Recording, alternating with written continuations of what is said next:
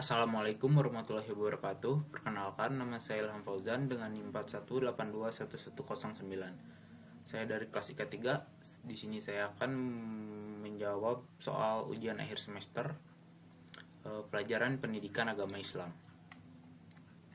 Soal nomor 1, kenapa ibadah wudhu menjadi bagian ibadah yang sangat penting diamalkan? Coba Anda jelaskan makna wudhu dan hikmahnya. Mengapa wudhu menjadi bagian ibadah yang sangat penting? Karena wudhu adalah salah satu syarat sah sholat. Apabila seorang tidak berwudhu sebelum melaksanakan sholat, maka sholatnya tidak akan sah. Makna dan hikmah wudhu adalah untuk menghilangkan hadas kecil dan untuk membersihkan diri, baik secara fisik maupun suci secara batin.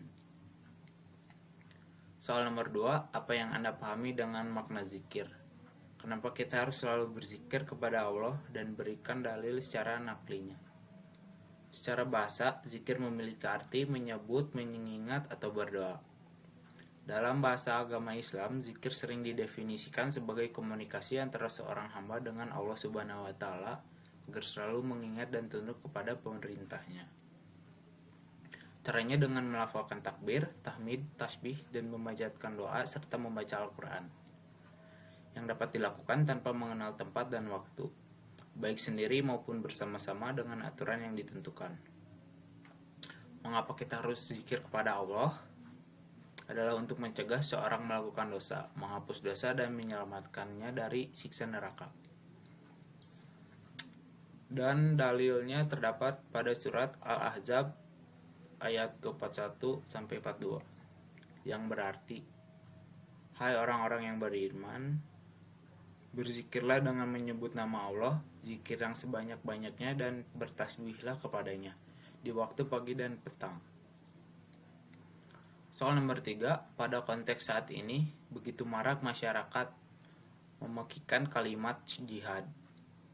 Coba Anda jelaskan faktor utama yang menyebabkan terjadinya hal tersebut, dan bagaimana dengan pendapat Anda? Apakah pekikan tersebut sudah sesuai dengan syariat Islam? Berikan dalil nakli dan aklinya. Adanya pemahaman yang keliru terhadap pengertian jihad, yaitu pemahaman bahwa negara yang tidak menjalankan syariat Islam itu adalah thaghut yang wajib diperangi atau wajib berjihad untuk memerangi pemerintah yang tidak menjalankan syariat Islam, dan adanya kekecewaan karena kesenjangan sosial yang cukup tinggi karena diterapkannya sistem bukan syariat Islam. Pekikan jihad tersebut tidak sesuai dengan syariat Islam karena makna jihad itu sangat luas, yaitu pada semua usaha yang diwujudkan kebaikan dan semua sektor seperti dakwah, pendidikan, ekonomi, dan lain-lain. Dalilnya terdapat pada surat Al-Baqarah ayat 218 yang artinya, sesungguhnya orang-orang yang beriman adalah orang-orang yang berhijrah dan berjihad di jalan Allah. Mereka itu mengharapkan rahmat Allah, dan Allah Maha Pengampun lagi Maha Penyayang.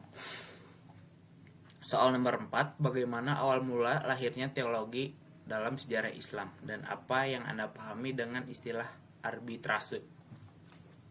Lahirnya aliran teologi Islam adalah reaksi dari skisme atau perpecahan politik umat Islam. Tragedi skisme itu terabadikan dalam sebuah ungkapan Al-Fitnah Al-Kubro. Proses skisme itu berawal dari terbunuhnya Utsman bin Affan, yang pada akhirnya terimplikasi serupa terhadap khalifah keempat, yakni Ali bin Abi Thalib. Ketika kedua khalifah tersebut terbunuh, wacana kemulut politik lalu berkembang menjadi wacana agama teologi. Dan arbitrase adalah untuk mencapai sebuah kompromi melalui pihak ketiga, sebab pihak-pihak yang berkaitan tidak mampu menyelesaikan masalahnya sendiri. Pihak ketiga ini dipilih oleh kedua belah pihak ataupun badan yang berwenang. Lalu soal nomor 5, bagaimana pendidikan akhlak yang ideal di Unicom menurut Anda? Pendidikan akhlak yang ideal di Unicom menurut saya adalah pendidikan yang mengedepankan mental spiritual, karena dengan pesatnya teknologi informasi yang cepat dan terbuka sehingga mahasiswa dihadapkan dengan berbagai ideologi agama, budaya, dan gaya hidup dan yang lainnya yang memerlukan kesiapan mental dan spiritual untuk bisa memilah mana yang baik dan benar sesuai agama dan budaya dan mana yang tidak. Hal lainnya yang penting adalah pembinaan kematangan emosional dengan menumbuhkan rasa saling menolong, menghormati, dan saling menghargai. Karena itu menjadi modal dalam bekerja dan membangun hubungan yang baik antara mahasiswa dengan mahasiswa atau mahasiswa dengan dosen.